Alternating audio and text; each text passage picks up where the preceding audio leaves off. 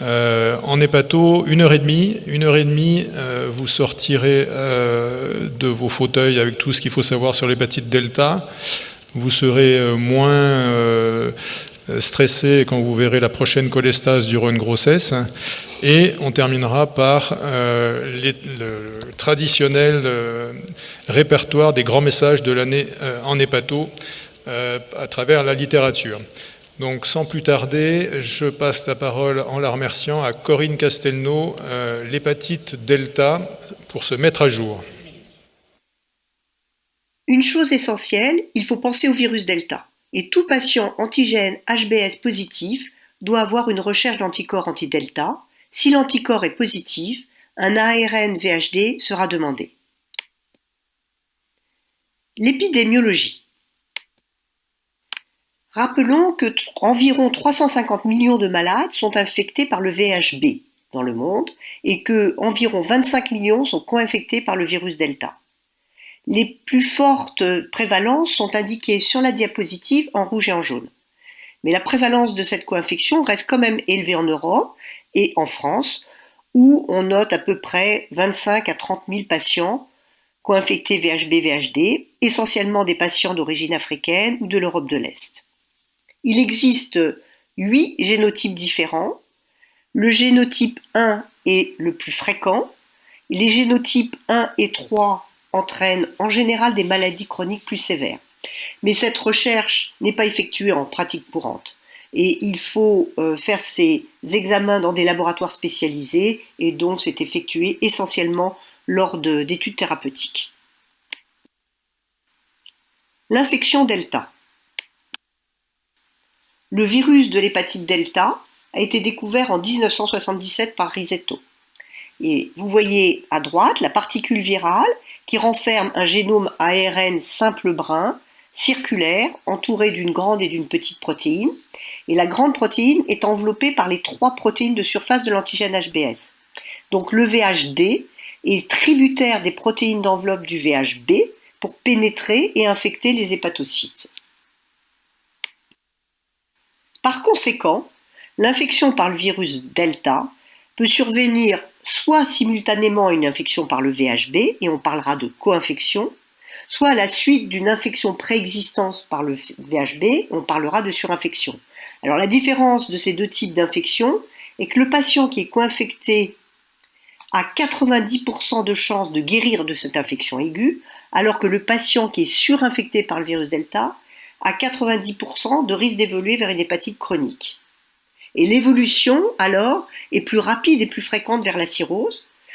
On note 70% des patients qui ont une hépatite chronique qui vont évoluer vers une cirrhose et 15% des patients vont développer une cirrhose en 2 ans. On retrouve un carcinome hépatocellulaire d'environ 40% des patients suivis plus de 10 ans. L'interféron pégylé et les nouveaux traitements. Sur cette méta-analyse, qui a repris un grand nombre d'études de patients traités par interféron pégylé avec des durées de traitement très variables, de 12 à 126 mois, et un nombre de patients aussi très variable, on montre, toutes ces études, que la réponse virologique, c'est-à-dire un ARN VHD indétectable à la fin du traitement, est de 33%, avec une réponse soutenue, c'est-à-dire 6 mois après l'arrêt du traitement, de 29%.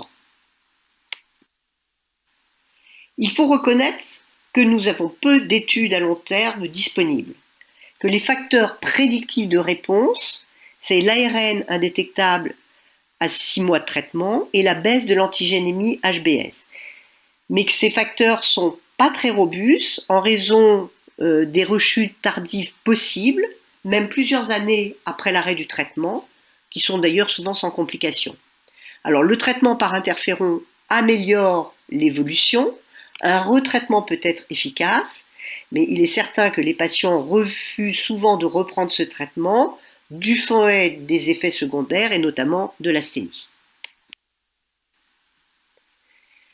Au total, en ce qui concerne ce traitement par interféron, et jusqu'à récemment, il était recommandé de traiter les patients avec l'interféron pégylé, même si ce traitement n'avait pas eu l'AMM pour cette pathologie, mais on traite ces patients par interféron pégulé pour une durée en tout cas de plus de 48 semaines, et il était recommandé d'arrêter le traitement après 6 à 12 mois d'indétectabilité de l'ARN du VHD.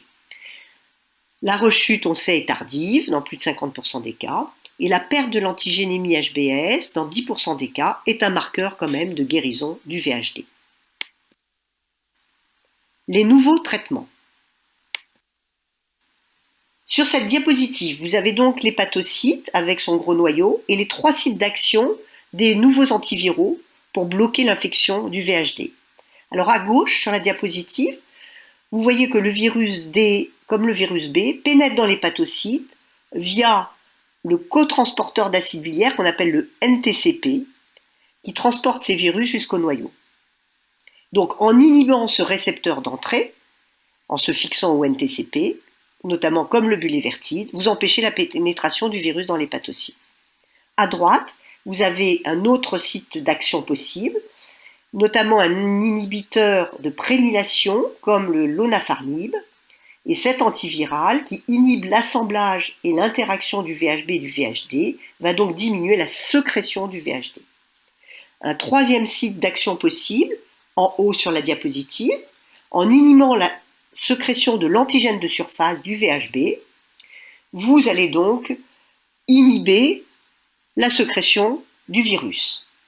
Donc ça, c'est une phase 2, le REP 2139, qui n'est pas développé en France ni en Europe, et donc nous n'avons pas encore les résultats, donc je ne vous en parlerai pas. Revenons au bulévirtide, qui est appelé Mircludex dans les études thérapeutiques. C'est donc un inhibiteur d'entrée du VHD qui se lie spécifiquement à un polypeptide, le NTCP. Il a donc un effet inhibiteur puissant contre l'infection VHB-VHD et il cible exclusivement les cellules hépatiques. Une étude, l'étude MIR 202, a randomisé 120 patients en 4 bras, étude multicentrique, en ouvert. Les patients recevaient en sous-cutané du bulévertide à la dose de 2 mg dans le bras A associé à du tenofovir, à la dose de 5 mg dans le bras D, toujours associé à du tenofovir, et à 10 mg dans le bras C, associé à du tenofovir, et un groupe contrôle ne recevant que le tenofovir dans le bras D. Le critère d'évaluation était l'ARN viral indétectable ou une diminution de plus de 2 logs de l'ARN viral à la semaine 24, à la fin du traitement. Vous voyez que les objectifs ont été atteints, puisque tous les groupes recevant du bulévertide ont eu une diminution d'au moins 2 logs de l'ARN viral à la fin du traitement, avec 53% des patients dans le groupe bulévertide 2 mg. Dans l'étude MIR 203, toujours une étude de phase 2 randomisée multicentrique en ouvert, 60 patients ont été randomisés en 4 bras. Ils ont reçu dans le premier bras interféron pégylé seul pendant 48 semaines, bras B interféron plus bulévertide 2 mg, bras C interféron plus bulévertide 5 mg, bras D, bulévertide seul à 2 mg, et ce, pendant une période de 48 semaines. Le critère d'évaluation principal était cette fois-ci l'ARN viral indétectable à la semaine 72, soit 6 mois après l'arrêt du traitement. Vous voyez sur cette diapositive que les objectifs ont été atteints avec, dans les groupes de thérapie combinée MIR-PEG, un ARN indétectable dans 53% des cas AS72 pour le groupe bulévertide 2 mg, ils étaient d'ailleurs 80% à la fin du traitement, et la réponse de l'antigène HBS était aussi importante puisque dans l'association bulévertide 2 mg plus PEG, vous aviez une baisse de l'antigénémie HBS chez 46% des patients à S72, avec même 14% des patients qui avaient une antigénémie HBS indétectable. Le profil de tolérance de ce médicament. Le bulévirtide est sûr et bien toléré. Les effets secondaires sont très légers, de grade 1, ils sont réversibles. On a quelques réactions locales au site d'injection dans 5% des cas. Par contre, il existe une augmentation systématique des acides biliaires, vous savez, puisque ça bloque ce polypeptide transporteur des acides biliaires du sang portal vers les hépatocytes. Donc il y a une augmentation des acides biliaires dans tous les groupes. Cette augmentation est asymptomatique et dose dépendante. Après l'arrêt du traitement, il a été constaté chez quelques patients une augmentation des transaminases. Les essais thérapeutiques en cours, 2 essais, un essai de phase 2B, le MIR 204, qui va tester la prolongation du traitement jusqu'à la semaine 96 avec ou sans interféron.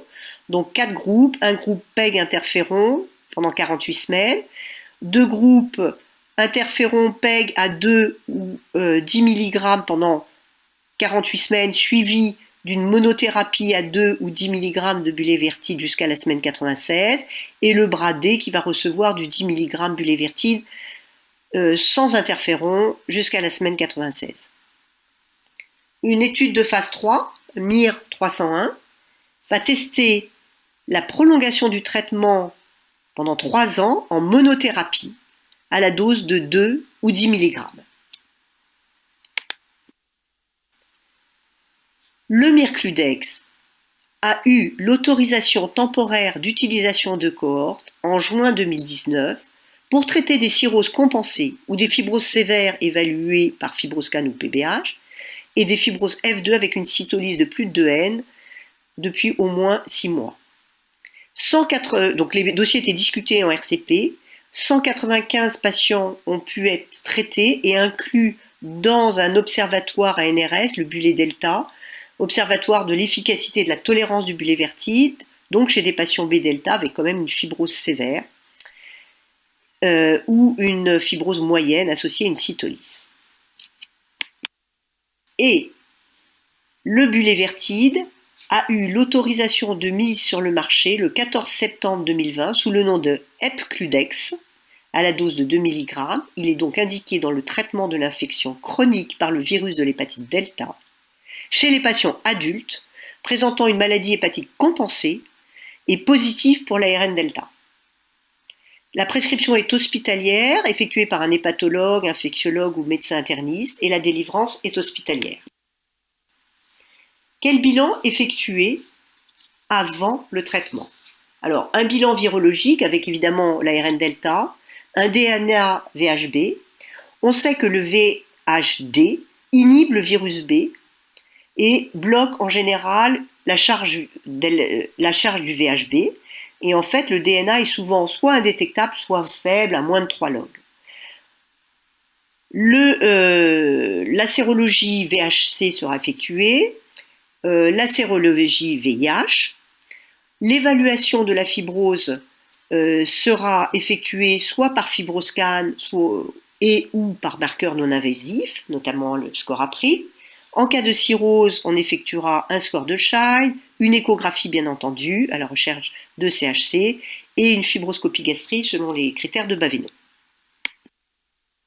Comment traiter dans le cadre de l'AMM? Donc Epcludex 2 mg, poudre pour solution injectable, 1 fois par jour en sous-cutané.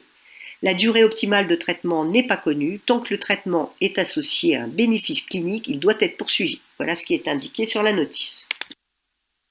La présentation, l'Epcludex se présente sous forme de boîte de 30 flacons de 2 mg de bulévirtide. Il doit être conservé entre -20 et +4 degrés à l'abri de la lumière. Donc les patients effectueront une injection sous-cutanée par jour après reconstitution au niveau des cuisses ou de l'abdomen, nécessité de TP par une infirmière à domicile, le but étant d'apprendre aux patients à faire leur injection eux-mêmes. Les précautions d'emploi. Alors, sont contre-indiquées les cirrhoses décompensées et les femmes enceintes. Toute femme en âge de procréer, il faudra effectuer bien sûr des bêta-HCG avant le traitement et pendant le traitement.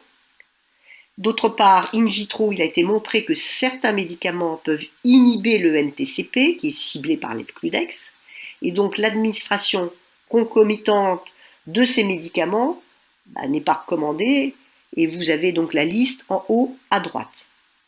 Donc, en ce qui concerne l'OATP, in vitro, l'Epcludex à la dose de 10 mg, donc à forte dose, inhibe les transporteurs de l'OATP. Et dans ces conditions, uniquement si on utilise cette dose-là, il faudra éviter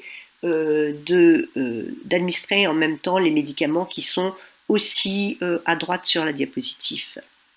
Quand arrêter le traitement, la durée du traitement est définie par le médecin. On pourra arrêter si le patient a fait une séroconversion HBS ou en tout cas s'il perd l'antigène HBS au moins 6 mois après cette perte.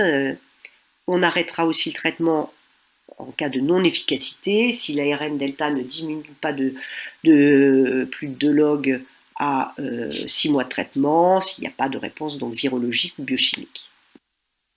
Alors comment surveiller le traitement? Par déjà un bilan hépatique tous les mois, l'ARN du VHD en tout cas tous les 3 mois, de même que le DNA VHB, et la quantification de l'antigène HBS. La réversibilité de la fibrose sera évaluée par l'élasticité, le fibroscan peut-être une fois par an, ou des marqueurs non invasifs. En cas de cirrhose, une échographie tous les 6 mois.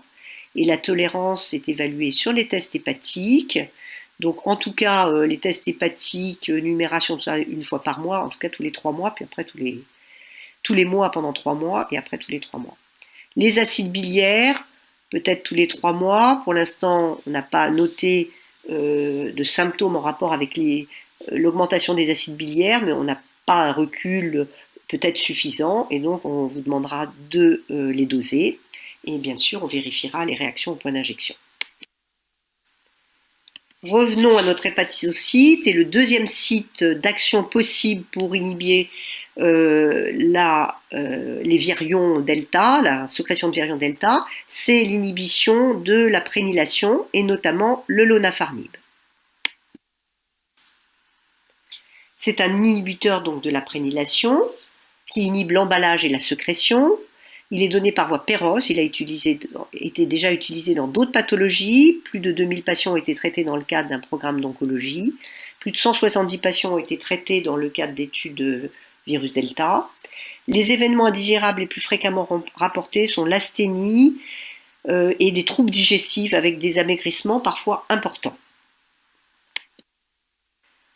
Alors, lonafarnib, ça c'est une étude de phase 2 et sur cette diapositive, vous voyez l'efficacité du lonafarnib qui est donnée à la dose de 50 mg 2 fois par jour, qui est boostée par le ritonavir qui permet d'augmenter la concentration en fait du lonafarnib.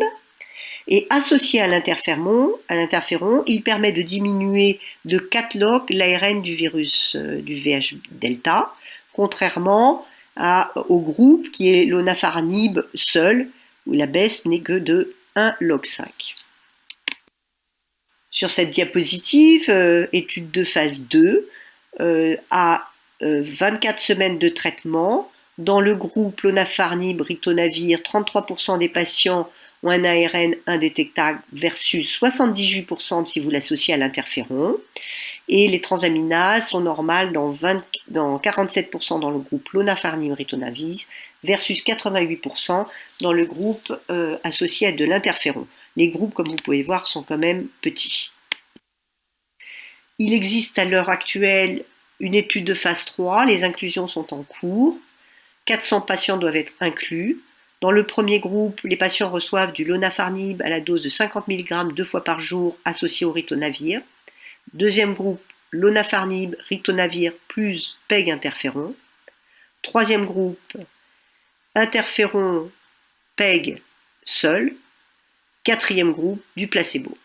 Et ce, pour une durée de 48 semaines. Le critère d'évaluation principal est à 48 semaines, avec une baisse d'au moins 2 log de l'ARN viral associée à une normalisation des transaminases. Le critère d'évaluation secondaire sera histologique, puisqu'il y a une biopsie avant de traitement et en fin de traitement, avec une amélioration histologique, une baisse de l'activité de 2 points ou une fibrose stable ou une baisse d'1 point. En résumé, le lonafarnib a une bonne efficacité dans les études de phase 2, Il a un effet synergique avec l'interféron pégylé. Actuellement, existe une étude mondiale de phase 3 en cours. De même, il existe une étude permettant de voir l'efficacité du lonafarnib associé au PEG interféron lambda, avec probablement donc moins d'effets secondaires. Je rappelle que ce médicament n'a pas encore l'AMM.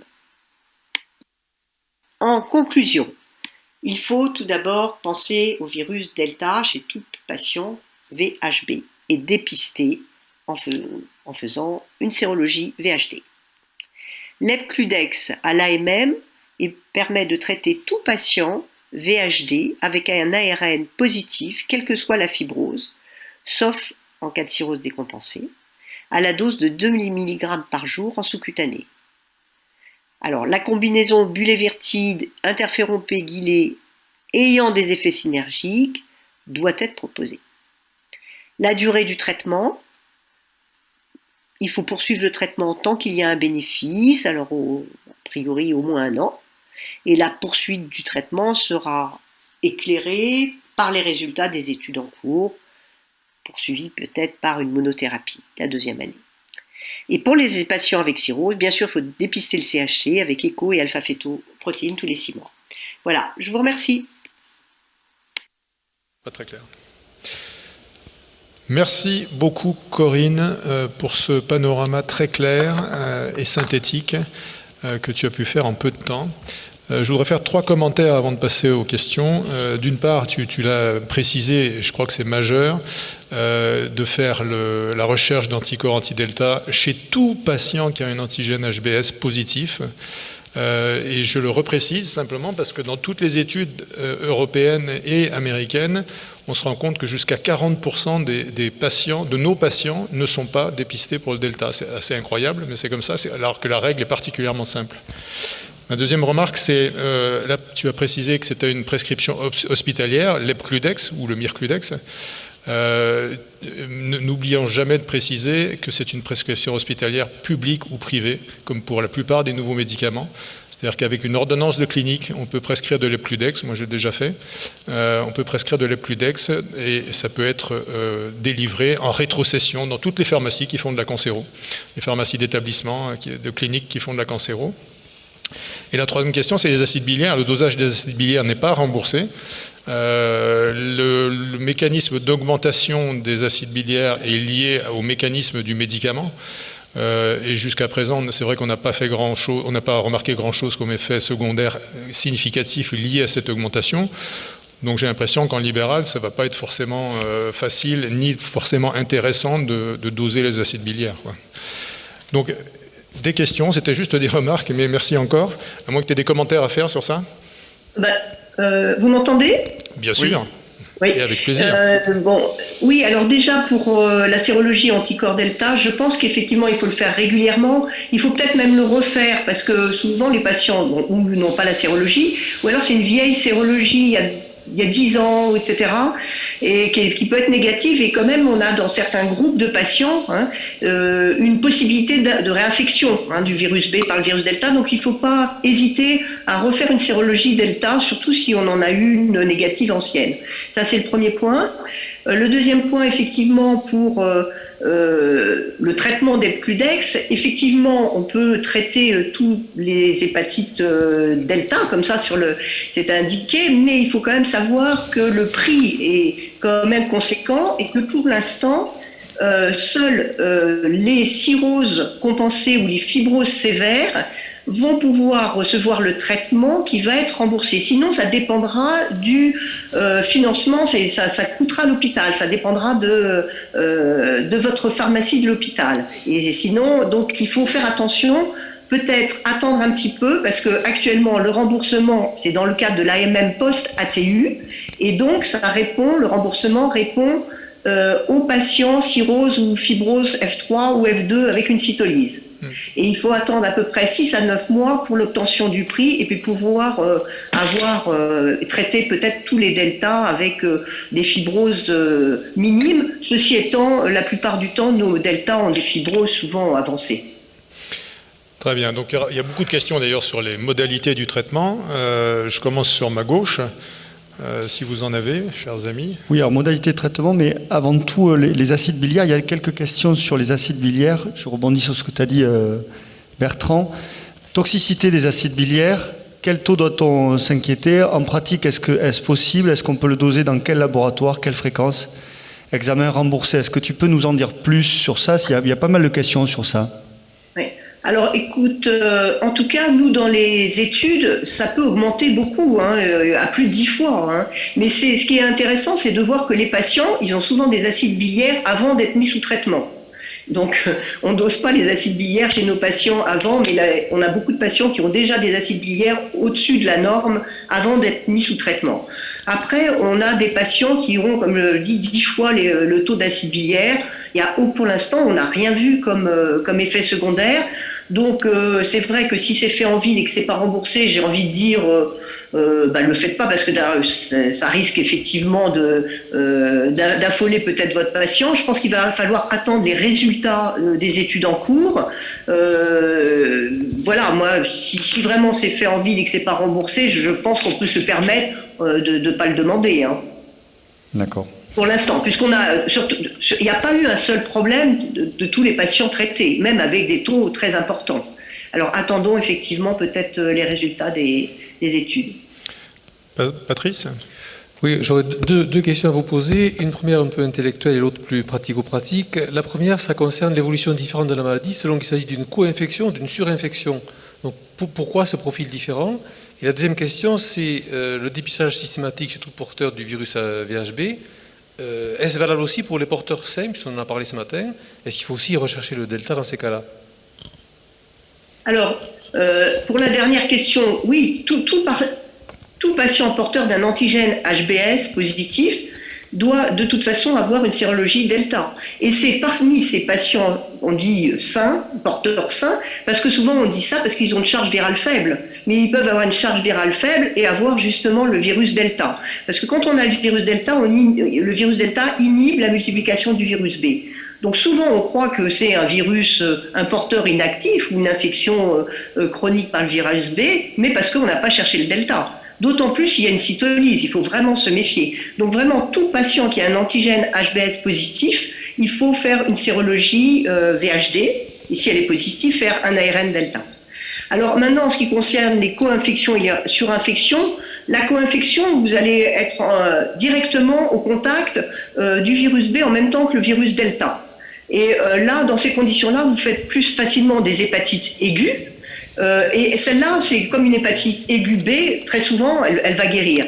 C'est un peu, dans 80% des cas, elle va guérir et dans 20%, elle va passer peut-être à la chronicité. Alors que dans la surinfection, c'est un patient qui est porteur du virus B et qui va être surinfecté par un virus delta. Alors ça peut être aussi il y a quand même des patients à risque, les patients qui utilisent la drogue, les utilisateurs de drogue, dans certaines populations, notamment homosexuelles ou choses comme ça, dans ces populations à risque, il y a une possibilité de surinfection du virus B par le virus delta. Et là, en cas de surinfection, vous avez 80% de chances d'évoluer vers une hépatite chronique et donc plus facilement vers une cirrhose. Une dernière question ? Oui, il y a des incompréhensions sur le fait de savoir si on le donne en monothérapie, le Mircludex. Doit-on traiter le virus B en même temps que le delta? Est-ce qu'on fait une bithérapie avec Mircludex, Tenofovir ou trithérapie, Tenofovir, Mircludex, interféron pégylé? On n'a pas très bien compris ça. Oui, c'est très important parce que si votre patient a une cirrhose, il faut donner un traitement, un analogue nucléotidique. On ne se pose pas trop de questions, on donne soit du Tenofovir, soit de l'entecavir. Si votre patient n'a pas de cirrhose et a une charge virale de plus de 2000 unités, charge virale B, HBV-DNA, il faut lui donner un traitement Tenofovir ou entecavir. Par contre, le patient qui a une fibrose F1, F2 et qui a une charge virale B, c'est-à-dire un DNA VHB de moins de 2000 UI, celui-là, on n'est pas obligé, on peut simplement surveiller, mais on n'est pas obligé de lui donner un traitement analogue nucléotidique. Par contre, donc, les cirrhoses, on donne un analogue nucléotidique, et les patients qui ont plus de 2000 UI de DNA VHB. Alors, en ce qui concerne monothérapie et bithérapie, on a bien vu que de toute façon, avec la bithérapie, c'est-à-dire l'interféron plus le bulévirtide, c'est un effet synergique. On va augmenter la probabilité d'avoir un ARN indétectable plus rapidement. Donc je pense qu'il faut faire cette bithérapie au moins 1 an. Si on peut le faire, si vous avez un patient effectivement qui est cirrhotique avec des plaquettes qui sont aux alentours de 50 000 ou qui n'a pas du tout qui a eu du mal avec un premier traitement par interféron avec des effets secondaires, donc dans ces cas-là, on va juste donner le bulévirtide en monothérapie. Mais dès qu'on a la possibilité de donner une bithérapie, il faut donner une bithérapie interféron-bulévirtide. En tout cas pendant 1 an, et puis après on va attendre les résultats. C'est possible qu'on puisse continuer uniquement avec une monothérapie bulévirtide. Merci beaucoup, Corinne.